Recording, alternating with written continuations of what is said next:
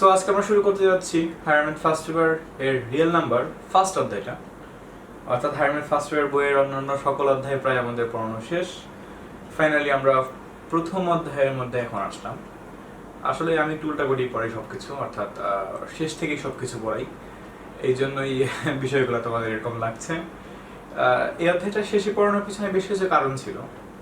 প্রথমত এই অধ্যায়ের মধ্যে টুকটাক বেসিক অনেক কিছু আছে, অর্থাৎ এই অধ্যায়ের মধ্যে থেকে ছোট ছোট অনেক কিছু তোমরা শিখতে পারবা এবং সেই বিষয়গুলোকে তোমাদের একটু ভালোভাবে মাথায় রাখতে হবে, তাহলে এই অধ্যায়টা খুব সোজা লাগবে।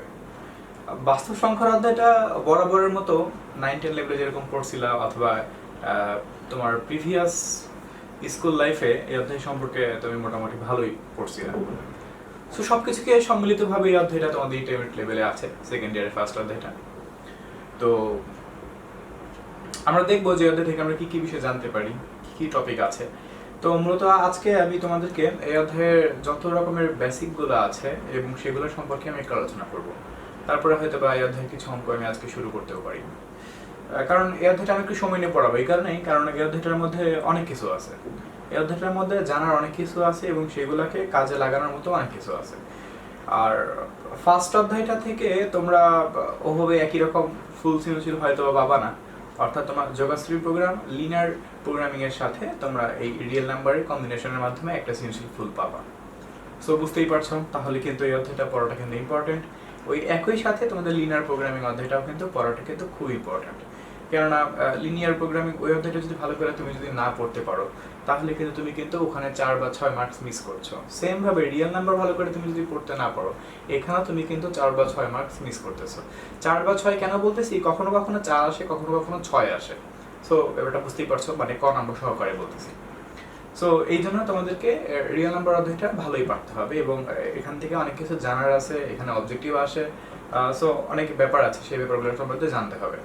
তো তোমাদের ম্যাথগুলো সলভ করার জন্য যে বিষয়গুলো জানতেই হবে সেই বিষয়গুলো তোমাদের আমি জানাবো, কিন্তু এছাড়াও এই অধ্যায় থেকে অনেক কিছু জানার আছে, হয়তো সেগুলো তোমাদের নেক্সট যখন আমি অবজেক্টিভ দেখাবো তখন হয়তো বিষয়গুলো সম্পর্কে আলোচনা করা যেতে পারে।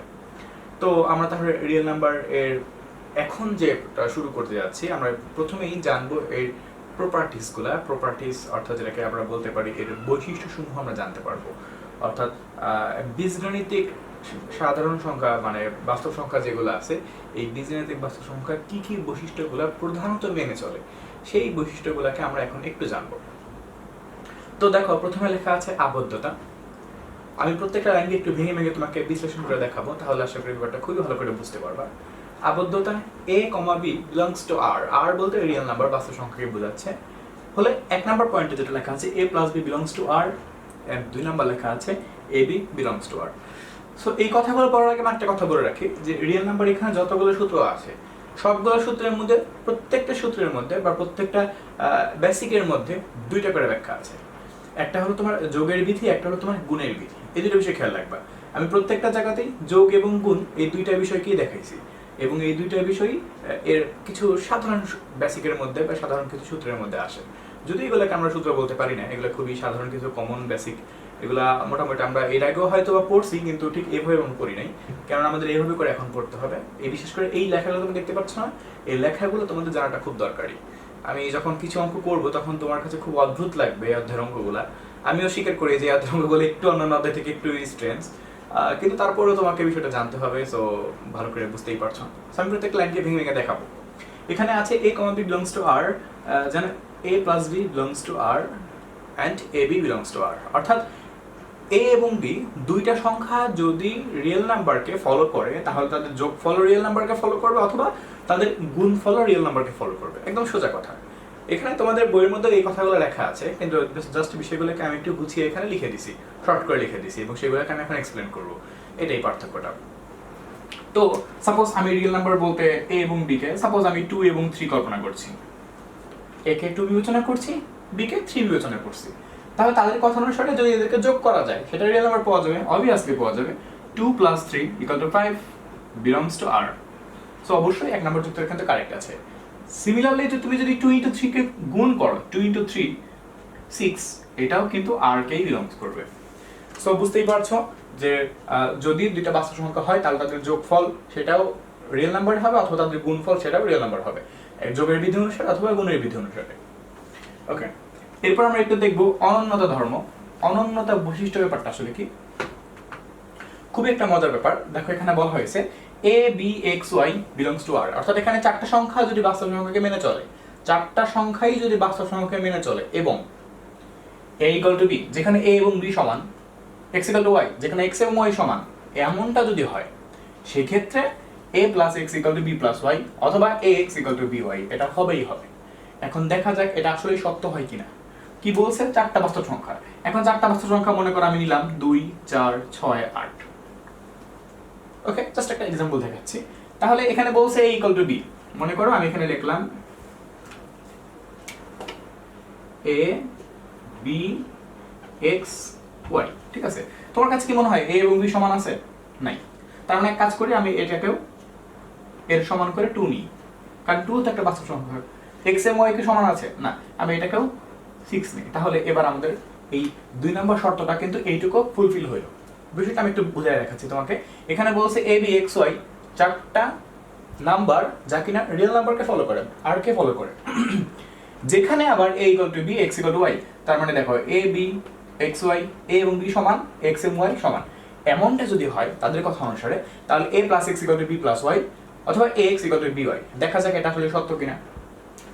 a প্লাস x মানে কি 2 প্লাস 6, b প্লাস y মানে কি 2 প্লাস 6। এই দেখো দুই পাশে কিন্তু সমান হয়ে গেছে, 8 ইকুয়াল টু 8। এরপরে কি বলছে, x equal to by, same কথা, 2 ইনটু 6 ইকুয়াল টু 2 ইনটু 6, 6 দুগুণা 12, 6 দুগুণা 12। সো বুঝতে পারছো 2 নম্বর শর্তটা কিভাবে সঠিক হইল।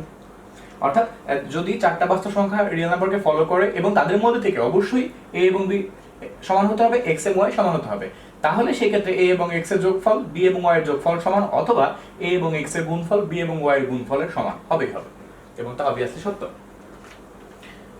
নেক্সট আমরা দেখব যে বিনিময় বিধি বিষয়টা কি। বিনিময় শব্দের অর্থ তোমরা জানোই তো, জাস্ট খালি অনেকটা আমরা বলতে পারি তোমার প্রতিস্থাপন টাইপের, ঠিক আছে।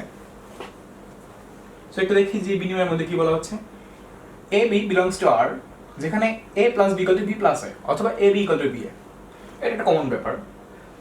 সাপোজ আমি এখানে লিখতে পারি তোমার 3 এবং 4, এটা কিন্তু অবশ্যই r কে ফলো করে, হ্যাঁ এগুলো সবই বাস্তব সংখ্যা। তাহলে এখানে যেটা বলা হয়েছে যে 3 এবং 4 এর যোগফল 4 এবং 3 এর যোগফল সমান, এটা তো অবশ্যই সমান। a plus b equal to b plus a কে যদি ফলো করতে যাই তাহলে 3 plus 4 and 4 plus 3 both of equal, কোনো ডাউট নাই কিন্তু এখানে। সিমিলারলি যদি এখানে বলা হয় a dot b equal two b dot a, অর্থাৎ a এবং b এর গুণফল ইকুয়াল টু b এবং a এর গুণফল সমান, এটাও সত্য। তুমি দেখো 3 into 4 equal to 4 into 3, 3 4 12, 3 4 12, same. So তাহলে কিন্তু আমরা বিনিময় সূত্রটা বুঝতে পারছি। বিনিময় বিষয়টাকে জাস্ট খালি এক্সচেঞ্জ করা হচ্ছে, 3 plus 4 or 4 plus 3, এরকমটা প্রতিস্থাপনের মতো, জাস্ট খালি তার অবস্থাটাকে চেঞ্জ করতেছি। যোগ এবং গুণের বেলায় যুক্তি ঠিকই মেনে চলে।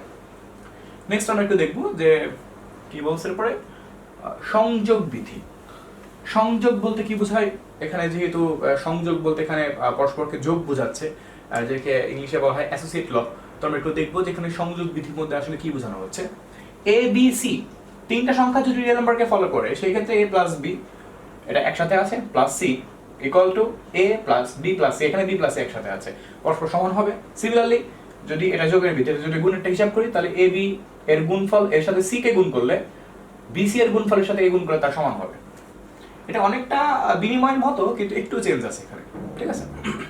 সো মনে করো আমি এখানে তিনটা সংখ্যা 2 3 4 কল্পনা করছি, তাহলে a plus b plus c তার মানে 2 প্লাস 3 পুরোটা একসাথে যোগ, তার সাথে আবার যদি c কে যোগ করা যায়, সেম ভাবে যদি এর সাথে b এবং c কে আলাদা করে যোগ করা যায়, যোগফল কিন্তু দুই পাশে সমান হবেই হবে। এ দেখো 5 এবং 4 9, এ দেখো তোমার 7 এবং 2 9, সো দুই পাশে কিন্তু সেম। এটা হলো সংযোগ বিধির প্রথম কন্ডিশন। সেকেন্ড কন্ডিশনের মধ্যে কি বলছে, a b এর পুরোটার গুণফলের সাথে c কে গুণ, আবার b c এর পুরোটার গুণফলের সাথে a কে গুণ। তাহলে দেখো a b c, তাহলে 2 into 3 এর গুণফলের সাথে 4 গুণ, সেম ভাবে 3 into 4 এর গুণফলের সাথে 2 গুণ, সেই ঘুরে ফিরে একই কিন্তু। 3 দুগুণা 6, 4 ছক 24, 3 4 12, 12 দুগুণা 24, দুই পাশে সেম থাকবেই থাকবে। সো এটা ছিল আমাদের সংযোগ বিধি। এরপর আমরা একটু দেখব বন্টন বিধি বিষয়টা কি। বন্টন যেটাকে বলা হয় ডিস্ট্রিবিউট করতে হবে আমাকে, এখানে জাস্ট খালি কিছুই না, বিষয়টা খুবই সোজা। দেখো a b c belongs to r হলে a into b plus c equal to ab plus ac, same ভাবে b plus c into a equal to ba plus c, just খালি গুণ করে দেওয়া হয়েছে। বিষয়টাকে একটু আমরা একটু সংখ্যা নাম্বারের মাধ্যমে বুঝি, তাহলে বুঝতে পারবো। abc কে সাপোজ আমি এখানে কোন সংখ্যা হিসাব করব, ধরো আমি 7 8 9 হিসাব করতেছি, ওকে। তাহলে হিসাব করতে গেলে 7 into 8 plus 9 equal to 7 into 8 plus 7 into 9। হ্যাঁ, এটা পরস্পর সমান হবেই হবে। অর্থাৎ এর আগের অর্থ এই দুইটাকে গুণ করলে তার সাথে 7 যোগ, মানে এই দুইটাকে যোগ করার পর তার সাথে 7 গুণ করলে যা হবে, 7 8 গুণ করে 7 8 7 9 গুণ করে তাদেরকে যোগ করলে তাই হবে। এটা আসলে কিন্তু সত্য, তুমি করে দেখতে পারো। অর্থাৎ 8 এবং 9 যোগ করবা, তার সাথে 7 গুণ করবা, এরপর 7 এবং 8 গুণ করবা, 7 এবং 9 গুণ করবা, তাদের আবার যোগ করবা। দেখো দুই পাশে সমান ফলাফল তুমি পাচ্ছই পাচ্ছ। সেম ভাবে এই একই রকম ভাবে এখানে বলছে যে b plus c into a বন্টন করা হচ্ছে, ডিস্ট্রিবিউট করা হচ্ছে। তো b প্লাস c, তার মানে আমি লিখতে পারি 8 প্লাস 9, এর সাথে আমি গুণ করতেছি ধরো 7, মানে a K 8 into 7 plus 9 into 7, এটাও সেম আসবে। অর্থাৎ তুমি যদি এখানে 8 এবং 9 কে যোগ করে তার সাথে 7 গুণ করো, যা হবে 8 এবং 7 গুণ করবা, 9 এবং 7 গুণ করবা, তাদের যোগফল করবা, দেখো দুই পাশে সমান ফলাফলে আসতেছে। সো এটা আমরা তাহলে বুঝতে পারলাম, এটা আমাদের বন্টন সূত্র। এরপর আমরা একটু দেখব অভেদকের অস্তিত্ব। এই দুটো বিষয় বুঝতে পারলে আমাদের এই কনসেপ্টটা ক্লিয়ার। অভেদকের অস্তিত্ব, দেখো লাইনটাতে মোটামুটি এখানে একটু ডিটেইলস আকারে একবারে লিখে দিছি। a belongs to r এর একটি বাস্তব সংখ্যা শূন্য বিদ্যমান, যেন a plus 0 equal to a। এটা কমন ব্যাপার যে a এবং শূন্যর সাথে কোনো কিছুর সাথে তুমি যদি শূন্যকে যোগ করো, সেখান থেকে তুমি কিন্তু জাস্ট যে সংখ্যাটা আগে ছিল সেটাই পাবা, কমনটা। অথবা শূন্যর সাথে যদি ওই সংখ্যাটাকে যোগ করো, তাও তুমি ওই যেটা আগে ছিল সেটাই পাবা। আবার a belongs to r এর একটি বাস্তব সংখ্যা 1 বিদ্যমান হলে, গুণের ক্ষেত্রে এটা a into 1 equal to a, আবার 1 into a equal to a। তার মানে তুমি 1 এর সাথে যে কোনো নাম্বারকে গুণ করলে ওই নাম্বারটাই পাবা। তুমি 1 এর সাথে পাশে গুণ করো আর সাইডে আগে নিয়ে এসে গুণ করো, বিষয়টা ঘুরে ফিরে তুমি একই থাকবে, কোনো শর্তের পরিবর্তন হবে না। এই জায়গাটার মধ্যে তোমাকে একটা কথা বলে রাখতে যাচ্ছি আমি, এই কথাটা তুমি নোট করে লিখে রাখবে, এই লাইনটা, যে লাইনটা তোমাকে এখন বলবো। 0 হচ্ছে যোগের অভেদক এবং 1 হচ্ছে গুণের অভেদক। অর্থাৎ 0কে তুমি আনতে পারবা যোগ করার সময়, আর 1 কে তুমি আনতে পারবা গুণ করার সময়। এই বিষয়টাকে খেয়াল রাখবে। অর্থাৎ তুমি যদি এখানে a প্লাস 1 লেখো আগেরটার মতো করে, সেটা কিন্তু হবে না, তখন ব্যাপারটা সাবধান। সো এটাই খেয়াল রাখবা যে 0 হচ্ছে যোগের অভেদক আর 1 হচ্ছে গুণের অভেদক, ওকে। এরপর আমরা একটু দেখবো যে বিপরীতকের অস্তিত্ব। বিপরীতক বলতে কি বোঝাচ্ছে? ইনভার্স বোঝাচ্ছে, যে কোনো সংখ্যাকে তার ইনভার্সকে বোঝাচ্ছে। তো এখানে ঠিক একই কথা, a belongs to r এর জন্য a belongs to r, যেন, মানে যে কোনো সংখ্যার আমরা বলি না, যেমন a প্লাস b এর বিপরীত রাশি কি? a মাইনাস b, ব্যাপারটা অনেকটা এরকম। যেমন x প্লাস y এর বিপরীত রাশি কি? x minus y। এটা হলো তোমার যোগের দিক থেকে বিবেচনা করতে গেলে। তাহলে a belongs to r এর জন্য a belongs to r হলে a প্লাস a অথবা a plus a equal to 0। অর্থাৎ যে কোনো সংখ্যা তার যদি যোগাত্মক বিপরীতের কথা বলা হয়, তাদের যোগফল সর্বদা কত হবে? 0 হবে। বুঝতে পারছো? যোগাত্মকের ক্ষেত্রে কিন্তু। আর তুমি যদি গুণাত্মকের বিপরীতে হিসাব করো, তখন দেখো কি হবে। যেমন এই যে a is not equal to 0, a অবশ্যই 0 হতে পারবে না। a belongs to r এর জন্য a inverse belongs to r, যেন a into a inverse equal to a inverse into a equal to 1। বিষয়টাকে আমি একটু বুঝিয়ে তোমাকে বলি, তাহলে বুঝতে পারবা। ধরো তোমার x এর যোগাত্মক বিপরীত কি হবে? -x। এর ফলাফল কত? অলওয়েজ 0, কোনো সন্দেহ নাই। তুমি যে কোনো সংখ্যা হিসাব করো না কেন, তুমি যদি 5 হিসাব করো, এর যোগাত্মক বিপরীত কিন্তু -5, ফলাফল অলওয়েজ 0। বাট তুমি যদি এখানে গুণাত্মক বিপরীতের কথা বলা হয়, তাহলে সেক্ষেত্রে মনে করো x এর উল্টা কি? 1/x। এই দেখো আমার নিচে একটা 1 থাকে, উল্টা দিলে 1/x হয় না? তাহলে এটার কি গুণাত্মক বিপরীত যেটাকে বলা হয়। তাহলে x এর গুণাত্মক বিপরীত 1/x, এটাকে যদি গুণ করা যায় তাহলে ফলাফল কত আসবে? কাটাকাটি করলে 1 আসবে। ব্যাপারটা কি বুঝতে পারছো? সেম কাহিনী। আবার তুমি যদি মনে করো একটা নাম্বার 7, এর গুণাত্মক বিপরীত কোনটা? 1/7, এর কাটাকাটি ফলাফল কত আসবে? অলওয়েজ 1 আসবে। অ্যাকচুয়ালি এই বিপরীতকের অস্তিত্ব বলতে এই লাইনটাকেই বোঝাচ্ছে তারা। সো আশা করি তোমরা রিয়েল নাম্বারের কিছু বেসিক প্রপার্টিস গুলো বুঝতে পারছো। এবার আমি তোমাদের ব্যবধি সম্পর্কে একটা ধারণা দিব, এবং আমি ব্যবধি সম্পর্কে মোটামুটি অনেকগুলো বৈশিষ্ট্য আছে, অনেকগুলা তোমরা সরলরেখার অঙ্কগুলো না, সরলরেখা না, সংখ্যারেখা অঙ্কগুলো তোমরা করছিল না খুব ছোটবেলায়, হয়তো করছিল সংখ্যারেখার অঙ্কগুলো, সেই অঙ্কগুলো দুঃখজনক ব্যাপার তোমাকে এখন আবার করতে হবে। সো সেই অঙ্কগুলো করার জন্য তোমাদের ব্যবধি সম্পর্কে, অর্থাৎ তোমাকে ওই ডায়াগ্রামগুলো সম্পর্কে তোমাকে আইডিয়া রাখাটা খুবই দরকার। সো আমি এখন বোর্ডে সম্পূর্ণ ডায়াগ্রামটা তৈরি করব, দেন আমি তোমাকে ব্যাপারটা বুঝিয়ে দিব যে কোথায় কি করতে হবে এবং কিভাবে যুক্তিগুলো আসবে। সো এখন আমরা জানবো ইন্টারভাল অর্থাৎ ব্যবধি সম্পর্কে প্রথমে আমাদের জানতে হবে ব্যবধি জিনিসটা আসলে কি। বলা হয়ে থাকে বাস্তব সংখ্যার উপসেট সমূহকে ব্যবধি বলা হয়। বাস্তব সংখ্যার উপসেট সমূহকে, উপসেট সম্পর্কে তোমাদের আইডিয়া আছেই, অর্থাৎ তোমরা যেটাকে সাবসেট বলতে হয় সেটা তো উপসেট। তো একটা নির্দিষ্ট রেঞ্জ তৈরি করা হয় যে এত থেকে এত সংখ্যার মধ্যে এই উদ্দীপকটা মানবে বা এই শর্তটা প্রযোজ্য হবে। সো ওই রেঞ্জগুলোকে অ্যাকচুয়ালি ব্যবধি বলা হয়, উপসেটের সমন্বয়কে। এখন তাহলে কথা হচ্ছে যে এই ব্যবধির মধ্যে আমরা মোটামুটি অনেক কিছু জানতে পারবো। এখানে একটু তোমাদের আমি 9টা পয়েন্ট দিয়ে রাখছি। 9টা পয়েন্ট খুবই সোজা, খুবই সোজা। তোমার কাছে নর্মালি দেখে খুব কঠিন মনে হতে পারে যে ভাই এত কিছু কিভাবে পারবো। খুবই সোজা, এগুলো মুখস্থ করতে হবে না। জাস্ট একটু যদি বুঝতে পারো তাহলে এই ব্যবধি সম্পর্কে আইডিয়া রাখাটা কোনো ব্যাপারই না। এটা সম্পর্কে আইডিয়া রাখাটা জরুরি। কেন জরুরি? তুমি যদি এটা সম্পর্কে ভালো একটা আইডিয়া রাখতে না পারো তাহলে তুমি উদ্দীপক অনেক সময় বুঝবা না। আর সেকেন্ড যে প্রবলেমটা তোমার হবে, তোমাকে বিভিন্ন সময় ব্যবধি নির্ণয় করতে বলবে, বিভিন্ন সময় তোমাকে সংখ্যারেখার সাহায্যে বিষয়টাকে প্রকাশ করতে বলবে, তখন কিন্তু তুমি সেটা পারবে না। এই জন্য তোমাকে প্রথমেই ব্যবধি সম্পর্কে ভালো একটা আইডিয়া রাখাটা খুবই খুবই গুরুত্বপূর্ণ। সো আমরা এখন দেখবো যে কি কি ধরনের ব্যবধি এখানে আছে, কি কি ধরনের ইন্টারভাল সম্পর্কে আমরা জানতে পারি। তো প্রথমে আমরা দেখতে পাচ্ছি এখানে আছে ওপেন ইন্টারভাল। এখন তাহলে ওপেন ইন্টারভাল বলতে কি বোঝায়? Just simple a, b। দেখো এখানে বলা হয়েছে x belongs to r, যেখানে a is less than x is less than b, অর্থাৎ x এর মান a অপেক্ষা বড় বাট b অপেক্ষা ছোট। যদি এরকম কোনো সিম্পল রেঞ্জ পাও a is less than x is less than b, সেই ক্ষেত্রে তোমার সংখ্যা রেখার ডায়াগ্রামটা হবে ঠিক এরকম। দেখতে পাচ্ছ দুই দিকে দুইটা অ্যারো চিহ্ন আছে, এখানে a একটা পয়েন্ট, এখানে b একটা পয়েন্ট। আর দেখো আমি লাল কালার একটা গাঢ় একটা অংশ দিছি। এর অর্থ হলো তোমাকে এই দাগটা একটু ঘোলাটে করে বা একটু গাঢ় করে বেশি দিতে হবে। অর্থাৎ নর্মাল তো তোমার এই দাগটা থাকবে, এই যে অক্ষরটা, এটা অক্ষরটা তো নর্মালি থাকবেই, কিন্তু তুমি এই দাগটা গাঢ় করে দিবা। এখন আমি গাঢ় করে দিলে হয়তো তুমি বুঝবা না, এই জন্য আমি কালো কালারের পেন ইউজ না করে রেড কালারের পেনগুলোকে ইউজ করছি। এটা দ্বারা এটা বুঝাচ্ছি যে আমি ওই অংশটাকে এখানে গাঢ় করে দিছি। ওকে, না হয়তো কালোর উপরে কালো দাগ দিলে গাঢ় চিকন তোমাদের কাছে একটু এলোমেলো হয়ে যাবে। এই জন্য একটু কালারগুলো খেয়াল করবা। কালার যেখানে রেড আছে সেখানে বুঝবা যে দাগটা একটু গাঢ় হবে। আচ্ছা, যদি যেটা বলতে চাচ্ছিলাম, যদি এরকম সিম্পল রেঞ্জ পাও যে a is less than x is less than b, suppose 2 is less than x is less than 4, এরকম যদি সিম্পল রেঞ্জ পাও সেই ক্ষেত্রে তুমি হয়তোবা এইরকম ভাবে ব্যাপারটা করতে পারবা। কিন্তু ক্লোজড ইন্টারভাল বলতে কি বোঝায়? এখানে একটা বিষয় তোমাদের বোঝার আছে। দেখো ওপেন ইন্টারভালের মধ্যে আমি কিন্তু দুইটা ব্র্যাকেটে কিন্তু ফার্স্ট ব্র্যাকেট ইউজ করছিলাম। খুব সাবধান, এখান থেকে অনেক কিছু শেখার আছে। আর ক্লোজড ইন্টারভালের মধ্যে অলওয়েজ থার্ড ব্র্যাকেট ইউজ করতে হবে, তোমাকে অলওয়েজ থার্ড ব্র্যাকেট ইউজ করতে হবে, কোনো কম্প্রোমাইজ এখানে নাই। সো এখানে রেঞ্জটা দেখো কিরকম, x belongs to r, যেখানে a is less or equal x is less or equal b, অর্থাৎ x এর মান a এর সমান অপেক্ষা এর থেকে বড়, b এর সমান অপেক্ষা b থেকে ছোট, b এর সমান অথবা b থেকে ছোট। আমি আবার বলতেছি যে এই শর্তটার অর্থ কি, যে x এর মান a এর সমান অথবা a অপেক্ষা বড়, আর একই রকম ভাবে b এর সমান অথবা b অপেক্ষা ছোট। এটাকে বলা হচ্ছে ক্লোজড ইন্টারভাল।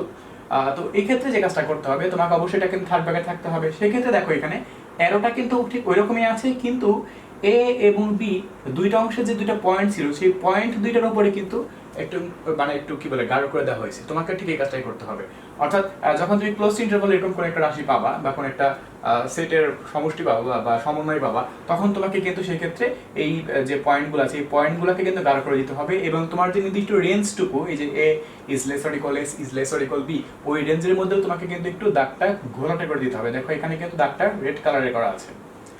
কারণ ব্যাপারটা খেয়াল করে দেখো, এই দুইটা বিষয় যদি বুঝতে পারো, এই দুইটা লাইন যদি বুঝতে পারো, এগুলো তোমার জন্য কোনো ব্যাপারই না, এই সবগুলো পারবা। এই জাস্ট এই দুটো লাইন ভালো করে বুঝতে পারলেই। যদি ওপেন থাকে, মানে যদি ফার্স্ট ব্র্যাকেট ইউজ করা হয় এবং তোমার রেঞ্জটার মধ্যে তখন সিম্পল হবে। আর যদি থার্ড ব্র্যাকেট ইউজ করা হয়, ঠিক যে অংশে থার্ড ব্র্যাকেট ইউজ করছো এই কথাটা খেয়াল রাখতে হবে। যে অংশ মানে দেখো এখানে প্রথমে থার্ড ব্র্যাকেট আছে, শেষেও থার্ড ব্র্যাকেট আছে, এই জন্য তুমি এখানে এটা বুঝতে হবে তোমাকে। এটা একটা শর্টকাট, একটা আমরা কি বলি প্রতীক হিসেবে প্রকাশ করতে পারি এই বিষয়গুলোকে। এটা দেখেই তোমাকে এই পুরোটা বুঝে ফেলতে হবে। জাস্ট এই a, b ফার্স্ট ব্র্যাকেট নাকি সেকেন্ড ব্র্যাকেটটা হবে না, থার্ড ব্র্যাকেট, এইটাকে দেখেই তোমাকে আসলে এই পুরো রেঞ্জটাকে বিবেচনা করে ফেলতে হবে। এটাই আসলে তোমার এই ব্যবধি থেকে এখানে বোঝার বিষয়টা। তাহলে তুমি পরবর্তীকালে অঙ্কগুলোতে খুবই খুবই ভালোভাবে পারবো অঙ্কগুলা। তো আমরা একটু দেখার চেষ্টা করবো যে এখানে কি কি বিষয় আছে। তো যেহেতু এখানে দুইটা থার্ড ব্র্যাকেট আছে সেহেতু আমি এখানে লেস অর ইকুয়াল ইউজ করবো। যদি এখানে ফার্স্ট ব্র্যাকেট থাকতো তাহলে সেক্ষেত্রে কিন্তু আমি শুধুমাত্র লেস অর বা যে চিহ্ন থাকতো গ্রেটার সেটা ইউজ করতাম। বাট থার্ড ব্র্যাকেট থাকলে তোমাকে বিষয়টা খুব দেখে শুনে দিতে হবে। আর লেস অর ইকুয়াল যখনই আসবে তখন কিন্তু সংখ্যা রেখার মধ্যে যে পয়েন্টের মধ্যে আসবে সেই পয়েন্টের উপরে কিন্তু গাঢ় দাগটা কিন্তু চলে আসবে। আর যে নির্দিষ্ট রেঞ্জ সেই রেঞ্জের মধ্যে তোমাকে অবশ্যই একটু গাঢ় করে দাগটা দিতে হবে। অর্থাৎ এ থেকে বি পর্যন্ত দাগটা, এই দাগটা তুমি একটু কয়েকবার রিপিট করে একটু ঘষাঘষি করবে খাতার মধ্যে, ওকে, যেন বোঝা যায় যে এই অংশটা আমাদের মূল অংশ এবং এই অংশটার মধ্যে অনেকটা তোমরা যে লিনিয়ার প্রোগ্রামিং করছো না, অনেকটা ওইরকম একটা ব্যাপার। এরপরে দেখো নেক্সট যে পয়েন্ট আছে ওপেন ক্লোজ ইন্টারভাল। এই ক্ষেত্রে একটু হাস্যকর লাগতে পারে তোমার কাছে। দেখো এ এর পাশে ফার্স্ট ব্র্যাকেট এন্ড বি এর পাশে কিন্তু তোমার কি আছে, থার্ড ব্র্যাকেট আছে। ওপেন ক্লোজড, এই যে অংশ ওপেন ওই অংশটা কি আছে, ক্লোজড আছে। এই বিষয়ে হয়তো তোমাকে বুঝতে হবে, যেটাকে বলা হয় খোলাবদ্ধ পরিধি বা ব্যবধি। এখন কথা হচ্ছে এখানে যে এটার শর্তটা কি হবে, x belongs to r, যেন a is less than x is less or equal b। এর অর্থ x এর মান a অপেক্ষা বড় কিন্তু b এর সমান অথবা b অপেক্ষা ছোট। তাহলে সেই ক্ষেত্রে তোমাকে যে কাজটা করতে হবে যে যেহেতু তুমি দেখতে পাচ্ছ এখানে তোমার ক্লোজড আছে, অর্থাৎ এই পাশে থার্ড ব্র্যাকেট আছে, অর্থাৎ ওই পাশে তুমি এখানে লেস অর ইকুয়াল ইউজ করবে। দেখো এটাকে বলা হয় কি, লেস অর ইকুয়াল, কিন্তু এই পাশে কিন্তু ওপেন আছে, এজন্য তুমি এখানে শুধুমাত্র লেস ইউজ করছো। সো ব্যাপারটাকে একটু খেয়াল করবা, খুবই ভালো করে খেয়াল করবা, খুবই সেন্সিটিভ বিষয়গুলো। তো সেই ক্ষেত্রে এইটার যে সংখ্যা রেখার চিত্রটা সেটা কেমন হবে, সেটা হলো দেখো এই যে তীর চিহ্ন অ্যারোটা আমাদের ঠিকই আছে, কিন্তু এ এবং বি সেই পয়েন্টও ঠিক আছে, কিন্তু বির উপরে যেহেতু বি এর এখানে লেস অর ইকুয়াল বি আছে, দ্যাটস ওয়াই আমি এখানে বি পয়েন্টটাকে গাঢ় করব। আর আমাদের নির্দিষ্ট রেঞ্জ, সেই রেঞ্জটাকে আমি একটু ঘোরাটে করে দিব, মানে একটু গাঢ় করে দিব। That's it. এটা হলো ওপেন ক্লোজড, এই পাশে ওপেন এই পাশে ক্লোজড। আর ক্লোজড ওপেন যেটা ঠিক উল্টা এটা। এই দেখো এই পাশে ক্লোজড মানে থার্ড ব্র্যাকেট আর ওই পাশে ওপেন মানে ফার্স্ট ব্র্যাকেট। ওকে, সেই ক্ষেত্রে রেঞ্জটা এরকম হবে, জাস্ট খালি এখানে যেরকম আগে ছিল লেস, এখানে ছিল লেস অর ইকুয়াল, এখানে হবে লেস অর ইকুয়াল, আর এই পাশে হবে শুধু লেস। That's it. তাহলে এই ক্ষেত্রে এটার যে ডায়াগ্রামটা বা যেটা সংখ্যা রেখার চিত্রটা সেটা কিন্তু এরকমই। এই যে এখানে লেস অর ইকুয়াল আছে, যেখানে এই পয়েন্টটাকে তুমি একটু গাঢ় করে দাও, আর এখানে কিন্তু লেস অর ইকুয়াল নাই, জাস্ট লেস আছে, দ্যাটস ওয়াই তুমি এটাকে ওপেন মানে ফ্রি করে দাও। আর বাকি রেঞ্জটাকে তো অবশ্যই তুমি গাঢ় করবাই, তোমার নির্দিষ্ট রেঞ্জকে তুমি বারবার কিন্তু গাঢ় করতে হবে তোমাকে। এরপর দেখো ইনফিনিট ওপেন ইন্টারভাল, যেটাকে বলা হয় অসীম খোলা ব্যবধি। তো অসীম খোলা ব্যবধি ব্যাপারটা কি, খুবই সোজা কথা। অসীম বলতে কি বোঝায়, ইনফিনিটি, অর্থাৎ তোমাকে অবশ্যই এখানে ইনফিনিটি চিহ্নটা ইউজ করতে হবে, ঠিক আছে। এখন ইনফিনিটি ওপেন ইন্টারভালের রেঞ্জটা হলো মাইনাস ইনফিনিটি থেকে এ, একটা পয়েন্ট এ, একটা পয়েন্ট মাইনাস ইনফিনিটি থেকে এ। তো সেই ক্ষেত্রে এটার সিস্টেমটা হলো x is less than a। এটার রেঞ্জটা খুবই একই রকম, এই যে অ্যারোটা ঠিকই থাকবে a থেকে এই পাশ পর্যন্ত পুরাটা। এখানে দেখো চিহ্নটা কি আছে, লেস দেন আছে, এজন্য অ্যারোটা কিন্তু এই দিক বরাবর যাবে। অর্থাৎ তোমার এই যে রেঞ্জটা আছে দেখতে পাচ্ছো, ওই অসীম যে রেঞ্জটা, এইটাই আমাদের মূল রেঞ্জ। আর যেহেতু এখানে ওপেন আছে, সো দুইটাই কিন্তু ফার্স্ট ব্র্যাকেট। কিন্তু এরপরটা দেখো লেখা আছে ইনফিনিট ক্লোজড ইন্টারভাল। সেই ক্ষেত্রে তোমার এই যে ইনফিনিটি থাকবেই, কিন্তু ক্লোজড ইন্টারভাল হওয়ার কারণে তোমাকে কিন্তু এই যে এই পাশে কিন্তু কি বলে এটাকে থার্ড ব্র্যাকেট ইউজ করতে হবে। বুঝতে পারছো, আগে কিন্তু ওপেন ছিল, ফার্স্ট ব্র্যাকেট ছিল, আর এখানে আমাদের ক্লোজড বলছে, দ্যাটস এখানে থার্ড ব্র্যাকেট। বিষয়টা খেয়াল রাখবা, এই শব্দগুলোকে দেখে তুমি এই বিষয়গুলোকে মাথায় রাখবা, অথবা এই বিষয়গুলোকে দেখে এই পুরো হিস্টোরিকে মাথায় আনতে হবে, তাহলেই তুমি এই অঙ্কগুলো খুব ভালো মতো পারবা। তুমি যেরকমটা ভাবতেছো পরীক্ষার মধ্যে কিন্তু এরকমটা আসবে না। বা এই অঙ্কগুলা কি, মূল কাহিনীটা কি সেটা তোমাকে আমি দেখাবো, কিন্তু এই রেঞ্জগুলো তোমার জানাটা সবার আগে খুবই খুবই দরকারি। অনেকগুলো রেঞ্জ আছে, তো বিষয়গুলো অনেক মজার, তবে অনেক জানতে হবে বিষয়টা অনেক এখানে, না হলে পরে প্যাচে আসতে পারবা না, কোনোভাবেই পারবা না। আচ্ছা, তো এখানে যেটা বলতে চাচ্ছিলাম সেটা হলো যে ইনফিনিট ক্লোজ ইন্টারভাল যে টপিকটা আছে, যে রেঞ্জটা আছে, এখানে মাইনাস ইনফিনিটি থেকে এ একই রকম। যেহেতু এখানে আমি ক্লোজড বলতেছি, দ্যাটস ওয়াই আমি এখান থেকে থার্ড ব্র্যাকেট এবং দ্যাটস ওয়াই এখানে লেস অর ইকুয়াল ইউজ করতেছি, এবং অ্যারোটা দেখো ওই দিকে আছে, কিন্তু লেস অর ইকুয়াল ইউজ করার কারণে আমি কিন্তু এ পয়েন্টটাকে কিন্তু আমি একটু গাঢ় করে দিছি। দেখতে পারছো সেম কাহিনী। এরপর যেটা আছে ওপেন ইনফিনিট ইন্টারভাল, এই ক্ষেত্রে পুরোটাই ওপেন থাকবে। আগে ছিল ইনফিনিট ওপেন, আর এখন ওপেন ইনফিনিট, কথার মধ্যে কিন্তু পার্থক্য আছে। ইনফিনিট ওপেন এক জিনিস, আর ওপেন ইনফিনিট কিন্তু সম্পূর্ণ অন্য জিনিস। অর্থাৎ অন্য জিনিস বলতে কি, উল্টা জিনিস। তো সেই ক্ষেত্রে এই ক্ষেত্রে এ থেকে ইনফিনিটি, আগে ছিল মাইনাস ইনফিনিটি থেকে এ, এখন এ থেকে জাস্ট প্লাস ইনফিনিটি। খেয়াল করবে এই পাশে কিন্তু সব প্লাস হবে। তোমরা তো জানোই যে কোনো সংখ্যা রেখার এখানে শূন্য থাকে, আর এই পাশে মানগুলো সবসময় কিন্তু প্লাস যেতে থাকে, আর এই পাশে মানগুলো সব খালি কি যেতে থাকে, মাইনাস যেতে থাকে। তাহলে এই পাশে সারা জীবন কি যাবে, তুমি এটা দেখতে পাচ্ছ না, আসলে আমি এটা বোর্ডে করতেছি, তুমি দেখতে পাচ্ছ না, কারণ আমি অনেক নিচে চলে আসছি। আমি একটু দেখাচ্ছি তোমাকে সাইডে, তাহলে আশা করি তোমাদের মনে পড়ে যায় বিষয়টা। ছোটবেলায় যখন সংখ্যা রেখা করতাম, এখানে তো শূন্য, এ পাশে -1 -2 -3 এভাবে যাইতো, এ পাশে 1 2 3 এভাবে যাইতো। তাহলে এই পাশে যখন সারা জীবন যাবে ডান সাইডে, তখন সেটা কি হবে, প্লাস ইনফিনিটি। আর এপাশে যখন সারা জীবন যাবে বাম সাইডে তখন সেটা কি হবে মাইনাস ইনফিনিটি। এই জন্যই এই অসীমটাকে প্লাস বা মাইনাস ধরা হচ্ছে। এখন যদি এই দিকে যায় অ্যারোটা তাহলে কিন্তু মাইনাস ইনফিনিটি, আর যদি অ্যারোটা ওই দিকে যায় এই যে গ্রেটার দেন তাহলে কিন্তু সেটা কিন্তু প্লাস ইনফিনিটি হবে। বিষয়টা কিন্তু মুখস্থ না, সাবধান। তোমার কাছে মনে হতে পারে ভাই 9টা বার মুখস্থ করলে আমার চলবে, তা না। খুব ভালো করে বুঝতে হবে 9টা পয়েন্টকে, প্রত্যেকটা অক্ষর ভালো করে বুঝতে হবে, তাহলেই কিন্তু তুমি এই অঙ্কগুলো করতে পারবে, না হলে কিন্তু সব কিন্তু পরীক্ষা এলোমেলো লেগে যাবে। একটু জাস্ট একটু টেকনিক্যালি মাথায় রাখতে পারলে এগুলো কোনোভাবেই তোমার কঠিন লাগবে না। তো যেটা বলতে চাচ্ছিলাম যে এখানে গ্রেটার দেন আছে ওপেন ইনফিনিটি রেঞ্জের মধ্যে এ থেকে প্লাস ইনফিনিটি, তার মানে এখানে গ্রেটার দেন হবে, কারণ প্লাস ইনফিনিটি কিন্তু এই পাশে না, ডান পাশে, আর মাইনাস ইনফিনিটি কোথায়, এটা বাম পাশে। আচ্ছা, তাহলে এখানে কথা হচ্ছে গ্রেটার দেন যেহেতু আছে একই রকম, আমি ওই রকমই সংখ্যা রেখে চিত্র তৈরি করবো, জাস্ট খালি আমি অ্যারোটা আগে এই দিকে দিতাম, মানে মাইনাসের দিকে দিতাম, এখন অ্যারোটা আমি প্লাসের দিকে দিব, দ্যাটস কারণ আমার এখানে প্লাস ইনফিনিটি আছে। অসীম পর্যন্ত দিতে হবে, অসীম বলতে তুমি জাস্ট খালি গাঢ় কালারের দাগটা দিয়ে দিবা। কিন্তু যদি এই রেঞ্জটা এরকম থাকে ক্লোজ টু ইনফিনিটি ইন্টারভাল, তাহলে সেই ক্ষেত্রে তোমাকে যে কাজটা করতে হবে এই পাশে জাস্ট খালি ক্লোজ করতে হবে। ক্লোজ করার কারণে তোমার এখানে গ্রেটার অর ইকুয়াল আসবে, আর গ্রেটার অর ইকুয়াল আসার কারণে তুমি এই পয়েন্টটা কি করে দিবা, ঘোলা করে দিবা। এ দেখো, দেখতে পাচ্ছ এই পয়েন্টটাকে আমি ঘোলা করে দিছি। তারপরে আমার ইনফিনিটি পর্যন্ত রেঞ্জ আমার আছেই। লাস্ট যে পয়েন্টটা সেটা হবে ইনফিনিট, অর্থাৎ ইনফিনিট ইন্টারভাল। এই ক্ষেত্রে তোমার অসীম ব্যবধি, এটা হলো সম্পূর্ণ অসীম ব্যবধি, এখানে মাইনাস ইনফিনিটি থেকে প্লাস ইনফিনিটি, আনলিমিটেড। দেখো মাইনাস ইনফিনিটি থেকে প্লাস ইনফিনিটি, এটা আবার ক্লোজ এরকম কোনো কিছু আর নাই, ঠিক আছে? কারণ যেহেতু এটা অসীম চলে গেছে সেহেতু এখানে জাস্ট খালি তুমি একটা অ্যারো দিবা, ওই অ্যারোর সম্পূর্ণ জায়গাটাই তোমাকে গাঢ় করে দিতে হবে, এবং দুইটা অ্যারোর দুই মাথা বোঝাচ্ছে যে এই মাথা সারা জীবন চলতে থাকবে, এই মাথা সারা জীবন চলতে থাকবে, মাইনাস ইনফিনিটি থেকে প্লাস ইনফিনিটি পর্যন্ত। তো আশা করি এই ইন্টারভালের চক্করগুলো বুঝতে পারছো, কিন্তু এখানে কিন্তু অনেক কাহিনী আছে। কাহিনীটা তোমাকে আমি যেটা আবারও বলতে যাচ্ছি, শেষে কিছু কথা আমি আরেকবার একটু সাজিয়ে বলবো। এগুলোর মধ্যে মূল খেলাটা কোথায়? মূল খেলাটা হলো তোমাকে দেখতে হবে যে তোমার কাছে কোন প্রকারের ইন্টারভালটা আসছে, তোমার কাছে কোন প্রকারের ব্যবধিটা তোমার কাছে আছে। ওপেন নাকি ক্লোজড, নাকি ওপেন ক্লোজড, নাকি ক্লোজড ওপেন, নাকি ইনফিনিট ওপেন, নাকি ইনফিনিট ক্লোজড, নাকি ওপেন ইনফিনিট, নাকি ক্লোজড ইনফিনিট, নাকি জাস্ট ইনফিনিট। এই বিষয়গুলো তোমাকে দেখতে হবে। এই 9টা রেঞ্জের মধ্যে তুমি সমস্ত অঙ্ক পেয়ে যাবে। আমি আবারও বলতেছি যে তুমি দেখতে পাচ্ছ যে এখানে ফার্স্ট ব্র্যাকেট দুইটাই, এখানে দুইটাই থার্ড ব্র্যাকেট, এখানে প্রথমটা ফার্স্ট তারপরটা থার্ড, প্রথমটা থার্ড তারপরটা ফার্স্ট, প্রথমটা ফার্স্ট তারপরটা ফার্স্ট, প্রথমটা ফার্স্ট তারপরটা ফার্স্ট। এই থার্ড ব্র্যাকেট ফার্স্ট ব্র্যাকেটের চক্করগুলো তোমাকে কিন্তু ভালোভাবে বুঝতে হবে এই কথাগুলো থেকেই, অথবা এই ব্র্যাকেটের দিকে তাকিয়ে তুমি যদি এই কথাগুলোর দিকে ফোকাস করো তাহলে তুমি বুঝতে পারবে যে আসলে তারা কি বলতে চাচ্ছে। যেখানেই থার্ড ব্র্যাকেট ইউজ করবা সেখানেই তোমার ইকুয়াল ব্যাপারটা আসবে, অর্থাৎ তোমার এই যে যেমন এখানে লেস অর ইকুয়াল আসছিল এখানে থার্ড ব্র্যাকেট ইউজ করার কারণে, বাট ফার্স্ট ব্র্যাকেটের জন্য জাস্ট লেস। যেমন এই যে এখানে থার্ড ব্র্যাকেট ইউজ করার কারণে লেস অর ইকুয়াল আসছিল, যেমন এখানে থার্ড ব্র্যাকেট ইউজ করার কারণে এখানে কিন্তু গ্রেটার অর ইকুয়াল আসছিল। আর যেহেতু এটা আসলে ক্লোজড ওপেন, ক্লোজড ইনফিনিটি, এর জন্য আমি আসলে এটা প্লাস ইনফিনিটি দিকে ধাবিত হয়েছি। প্লাস ইনফিনিটি দিকে ধাবিত হওয়া মানে কি, সংখ্যারেখার ডান পাশে তুমি চলে গেছো, যখন ডান পাশে চলে গেছো তখন বিষয়টা কি হবে, পজিটিভ হবে, আর যখন সংখ্যারেখার বাম পাশে চলে আসবে তখন সেটা কি হবে, নেগেটিভ হবে। সো এই আসলে মূল বিষয়টা, আর তেমন কোনো কিছু আমি এখানে দেখছি না, কারণ বিষয়টা খুবই সোজা। কমন ভাবে প্রায় তোমার প্রথম 5টার মধ্যেই প্রায় সব অঙ্ক হয়ে যায়, না আসলে সবগুলোই পারতে হবে, প্রথম 5টা বলা যাবে 9টাই পারতে হবে, 9টার মধ্যে তুমি সব অঙ্ক পাবা।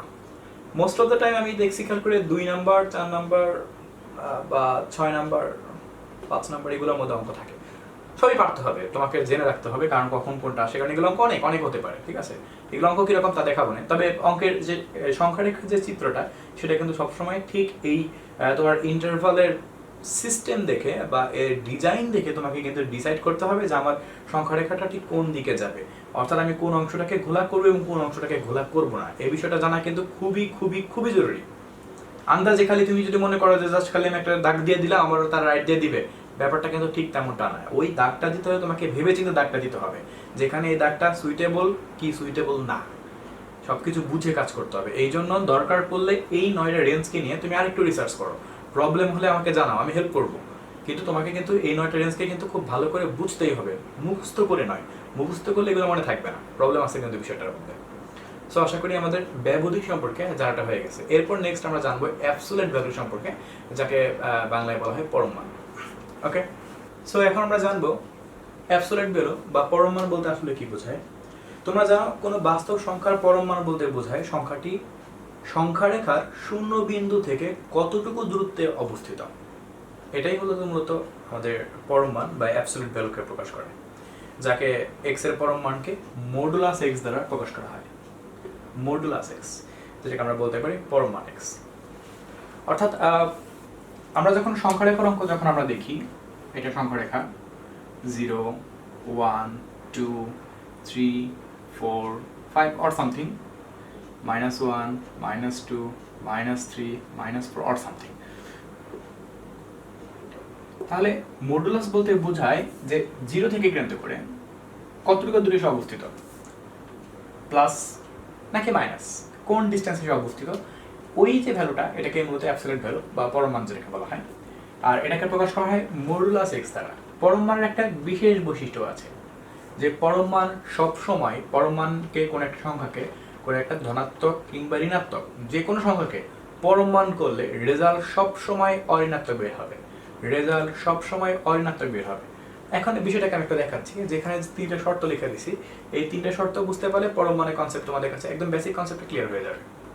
Modulus x equal two x যখন এক্স ইজ গ্রেটার দেন 0, যখন এক্স এর মান 0 থেকে বড় হবে তখন মডুলাস এক্স ইকুয়াল টু এক্সই হবে। এর অর্থটাকে আমি একটু বোঝাচ্ছি।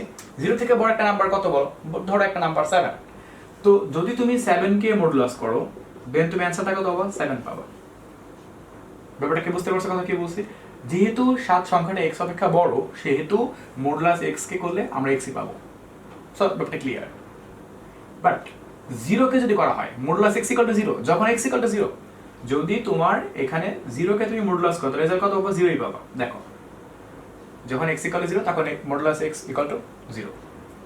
আচ্ছা, যখন x ইজ লেস দ্যান 0 তখন modulus x equal to minus x। অর্থাৎ modulus x equal to minus x হবে যখন x ইজ লেস দ্যান 0 হবে। এই লাইনটাতে অনেকের একটু ঘোরাটা লাগতে পারে। x এর মান 0 থেকে ছোট একটা মান বলো, সাপোজ আমি একটা মান -3 ধরলাম। হ্যাঁ, এটা অবশ্যই x এর মান 0 থেকে ছোট, তুমি দেখতে পাচ্ছ 0 থেকে এই পাশে আছে, বাম সাইডে আছে। তো তুমি যদি -3 কে মডুলাস করো দেন বিষয়টা কি হবে যে এই অ্যানসারটাকে পুরোটাকে মাইনাস করতে হবে, তার মানে -3 মাইনাস মাইনাসে +3, রেজাল্ট কত আসবে, অঋণাত্মক, তার মানে +3 আসতেছে। বুঝতে পারছো? এই জন্যই বলতেছি যে x এর মান যদি 0 থেকে ছোট হয়, x এর যে কোনো মান -1 থেকে যে কোনো আরো পিছনে হতে পারে, যে কোনো কিছু হতে পারে, যদি 0 হয় সেই ক্ষেত্রে ওইটাকে মডুলাস করতে হলে তোমাকে যে কাজটা করতে হবে ওই পুরা পার্টটাকেই পুনরায় মাইনাস করতে হবে, তাহলে মাইনাসের পাশে কি হয়ে যাবে, প্লাস হয়ে যাবে। অর্থাৎ মডুলাস, অর্থাৎ সোজা কথা যদি বলি যে যদি ভেতরে কোনো -8 থাকে তাহলে তুমি রেজাল্ট খালি 8 পাবা, যদি ভেতরে -11 থাকে তাহলে শুধু 11 পাবা, কারণ দুইটা মাইনাস গুণ করলে পরবর্তীকালে কি হয়ে যাবে, প্লাস হয়ে যাবে। এজন্যই বলতেছি modulus x equal to -x যখন x ইজ লেস দ্যান 0। ওকে, তো আশা করি আমাদের মডুলাসের এই 3টা শর্ত আমরা বুঝতে পারছি, কারণ এগুলো আমরা আগে থেকে জানতাম অবশ্য, যে কোনো সংখ্যাকে মডুলাস করলে সেটা সবসময় অঋণাত্মক পাওয়া যায়, সেটা ধনাত্মক হোক আর ঋণাত্মক হোক। আচ্ছা, এবার আমরা একটা জানবো যে প্রপার্টিজ অফ অ্যাবসলিউট ভ্যালু, কিছু বৈশিষ্ট্য আমি এখানে লিখে দিছি, আর অনেক আছে সেগুলো আসলে তেমন একটা নেসেসারি না, দ্যাটস সেগুলোকে আমি আপাতত এখন এখানে লিখে নাই, পরবর্তীকালে হয়তো কাজে লাগতে পারে, নাও কাজে লাগতে পারে, তবে এগুলো একদমই না জানলেই নয়, যেগুলো তোমাদের খুব বেসিক, খুব কাজে লাগবে। মডুলাস এ, সাপোজ এটাকে যদি স্কয়ার করা যায় তাহলে এর অ্যান্সার আসবে শুধু a স্কয়ার। আর মডুলাস ab, অর্থাৎ ab হোল মডুলাস, এটাকে তুমি যদি ভাঙো তাহলে সেক্ষেত্রে তুমি modulus a dot modulus b পাবা। এটাকে আমরা মডুলাসের ডিস্ট্রিবিউশন বলতে পারি, অর্থাৎ গুণের ক্ষেত্রে এটাকে ভেঙে দেয়। আর যদি ভাগের ক্ষেত্রে একই রকম, modulus a by b whole modulus a by b equal to modulus a by modulus b। এগুলা খুবই কমন ব্যাপার, এগুলা দেখলেই মনে থাকবে এগুলা। আর একটা যেটা সবথেকে ইম্পর্টেন্ট সূত্র, যেটা এই অধ্যায়ের সবথেকে বেশি ইম্পর্টেন্ট সূত্র, সেটা হলো x ইজ লেস, অর্থাৎ modulus x is less than a যদি হয় সেই ক্ষেত্রে তুমি সেটাকে লিখতে পারবা -a is less than x is less than a। বিষয়টা আমি একটু বুঝিয়ে বলি। ধরো তোমার এখানে 5 কে মডুলাস করে এখানে a লিখছে, এর অর্থ হবে এরকম যে -a is less than 5 is less than a। বুঝতে পারছো? অথবা মনে করো তোমার x - 1 is less than, suppose এখানে আমি z বুঝাচ্ছি, তখন কি হবে এর অর্থটা, তখন হবে -z is less than x - 1 is less than z। বুঝতে পারছো? অর্থাৎ এই যে a থাকবে, এটা তো আমাদের এখানে বর্তমানে z, সেটার দুইটা বিষয় এখানে আসবে, পজিটিভ এবং নেগেটিভ। নেগেটিভ এই পাশে, পজিটিভ এই পাশে। এই সূত্রটা সবথেকে বেশি কাজে লাগবে তোমার। একই রকম ভাবে যদি এখানে লেস অর ইকুয়াল থাকে, বিষয়টা একই রকম, জাস্ট খালি লেস অর ইকুয়াল থাকবে সব ক্ষেত্রে। ওকে, অর্থাৎ modulus x is less or equal a হলে minus a is less or equal x is less or equal a, that's it. বিষয়টা খেয়াল রাখবা, তাহলে কিন্তু পারবা, কারণ এই লাইনটা কিন্তু আবার বলতেছি এই লাইনটা তোমার অনেক বেশি কাজে লাগবে, ঠিক আছে। ইনফ্যাক্ট এই লাইনটা ভালো করে পারতে পারলে অনেকগুলো অঙ্ক তুমি নিজেই অনেকে করতে পারবা। এরপর আমি একটু দেখবো, আমাদের এখানে দুইটা পয়েন্ট লেখা দেওয়া আছে, এটা আসলে সেটের একটা টপিক। আমি এটা সম্পর্কে একটু আলোচনা করতে যাচ্ছি, কারণ এটা সম্পর্কে আলোচনা করতে পারে তাহলে পরবর্তীতে যখন অঙ্কগুলো করবো তখন খুব সহজেই পারা যাবে। প্রথমে দেখো লেখা আছে লিস্ট আপার বাউন্ড, যেটাকে যে নামটা তো সবাই যে নামটাকে ডাকে সেটা হলো সুপ্রিমম অর লিস্ট আপার বাউন্ড। তো এর অর্থ হলো, আমি তোমাকে অর্থটা একটু বলতেছি, এর অর্থ হলো লঘিষ্ঠ ঊর্ধ্বসীমা। এর বাংলা অর্থ হলো লঘিষ্ঠ ঊর্ধ্বসীমা। তো সেক্ষেত্রে মনে করো সাপোজ তুমি এই একটা উপসেট পাইছো, যে উপসেটের উপাদান তুমি পাইছো -3 -1 0 1 2 3 4 সামথিং, ওকে। তো এখানে যেটা বলছে যে লঘিষ্ঠ ঊর্ধ্বসীমা, ঊর্ধ্বসীমা বলতে তোমাকে সব থেকে ম্যাক্স যে ভ্যালুটা তুমি পাচ্ছ এই রেঞ্জের মধ্যে, সেই রেঞ্জটাই হবে তোমার এই সুপ্রিমম অর লিস্ট আপার বাউন্ডের রেজাল্ট। অর্থাৎ এখান থেকে সব থেকে বড় নাম্বারটা কোনটা আসতেছে, দেখো সব থেকে বড় নাম্বার এখানে আমাদের 4 আসতেছে। আমি এখানে সাইড বলতে দিই, 4 পর্যন্ত দিছি। সো এখানে sub a equal to 1, sub a, ঠিক আছে, equal to 4 আসবে, কারণ এখানে আমাদের 4 সব থেকে বড়। সো কখনো কখনো কোনো উপসেট থেকে তোমাকে এই সুপ্রিমমটা বের করতে বলতে পারে, তখন তোমাকে এইভাবে করে এটা বের করতে হবে, সব থেকে বড় যে ভ্যালুটা সেটাই হবে সুপ্রিমম রেজাল্টটা। আচ্ছা, এরপর আমরা দেখবো যে ইনফিমম ব্যাপারটা কিরকম। ইনফিমম অর গ্রেটেস্ট আপার বাউন্ড, এর অর্থ হলো তোমার গরিষ্ঠ নিম্নসীমা, গরিষ্ঠ নিম্নসীমা। এটা সিস্টেমটা কিরকম বুঝতে পারছো? নিম্নসীমা মানে কি, সব থেকে লোয়ার ভ্যালুটা আমি নিব, তার একটা সংখ্যাটিকার ফলাফল -4 -3 -2 -1 0 1 2 3, ঠিক আছে। তো এই ক্ষেত্রে তোমার কিন্তু সব থেকে লোয়েস্ট যে ভ্যালুটা সেটা কোনটা আসতেছে, -4 আসতেছে। সো দ্যাটস ওয়াই অ্যানসারটা তোমার আসবে ইনফিমম বা inf b equal to -4, okay. Suppose মনে করি একটা উপসেট, আমি বড় বলতেছি যে এখানে সুপ্রিমম এবং ইনফিমম ব্যাপারটা হলো, কাহিনীটা কি, যে সুপ্রিমম হলো সব থেকে লো হাইয়ের যে ভ্যালুটা তুমি পাবা, হাইয়ের যে ভ্যালুটা সেটা হবে তোমার সুপ্রিমমের অ্যান্সারটা, আর ইনফিমমের ব্যাপারটা হলো সব থেকে লোয়ার যে ভ্যালুটা পাবা সেটা হবে ইনফিমমের অ্যান্সারটা, ওকে। তাহলে আশা করি তোমাদের কাছে এই বিষয়গুলো একটু ক্লিয়ার। এবং তাহলে আমি আজকে যে বিষয়টা আলোচনা করলাম তা আমি একটু আরেকবার একটু রিভিউ করতেছি। প্রথমে তোমাদের আমি কিছু ধারণা দিলাম, সেটা হলো যে তোমার সংখ্যা রেখার কিছু প্রপার্টিজ সম্পর্কে ধারণা দিলাম, তারপর আমরা ব্যবধি সম্পর্কে জানতে পারলাম, এরপর আমরা কিছু অ্যাবসলিউট ভ্যালু সম্পর্কে জানতে পারলাম। নেক্সট দিন আমরা যে কাজটা করবো, আমরা এই অধ্যায়ের ভিতরে ঢুকবো, কারণ এখন তোমাদের যদি আমি এই অধ্যায়টা পড়াই তাহলে তোমরা এই অধ্যায়টা বুঝতে পারবা, কারণ এই অধ্যায়ের মধ্যে যা যা জানা দরকার ছিল তা আমি আজকে এই টপিকটার মধ্যে আলোচনা করছি। এবং নেক্সট এই অধ্যায়টা তোমাদের কাছে কঠিন লাগবে বলে আমার কাছে মনে হয় না। দেখি এই অধ্যায়ের ভিডিও আরো 2টা হতে পারে কিনা, নাকি একটা হয়, আমি শিওর না, দেখি কতটুকু হয়। যেহেতু আজকে বেসিকটা দিলাম, আমি সেহেতু নেক্সট ভিডিওটা হয়তো এই অধ্যায় সম্পূর্ণটা করে ফেলতে পারি, অথবা চাইলে আবার এই অধ্যায়টাকে 2টা পার্ট করে ফেলতে পারি। যেটাই হোক, 1.1 অধ্যায়টা যদি ভালো করে পারো, 1.2 অধ্যায় তোমার করার তেমন একটা দরকার নাই, কারণ 1.2 থেকে পরীক্ষার মধ্যে অঙ্ক তেমন আসেও না। তারপরে যদি প্রয়োজন মনে করি তাহলে 1.1 এর মধ্যে আমি দেখছি কিছু কিছু অঙ্ক আছে যেগুলো 1.2 তে আছে, তাহলে সেই অঙ্কগুলো যদি করে দিতে পারি তাহলে 1.2 তোমাদের না করলেও চলবে। সো তাহলে আমাদের মনে হয় আমাদের রিয়েল নাম্বারে যে বেসিকগুলো তার দরকার ছিল তা তোমাদের দিয়ে ফেলছি। তারপরেও অঙ্ক করতে গেলে টুকটাক কিছু কিছু বিষয় চলে আসবে, সেগুলো সম্পর্কে আইডিয়া ভালো করে তোমরা রাখতে পারলেই তোমাদের রিয়েল নাম্বার অধ্যায়টা কোনো কঠিন না। এই অধ্যায়ের সমস্যাটা কি, এই ছোটো ছোটো প্যাচ অনেক বেশি, ছোটো ছোটো কথাগুলো অনেক বেশি, ছোটো ছোটো বিভিন্ন কন্ডিশনগুলোকে মাথায় রাখতে হয়, এছাড়া অঙ্ক কঠিন না। তো ঠিক আছে, আজকে পর্যন্তই, বাই।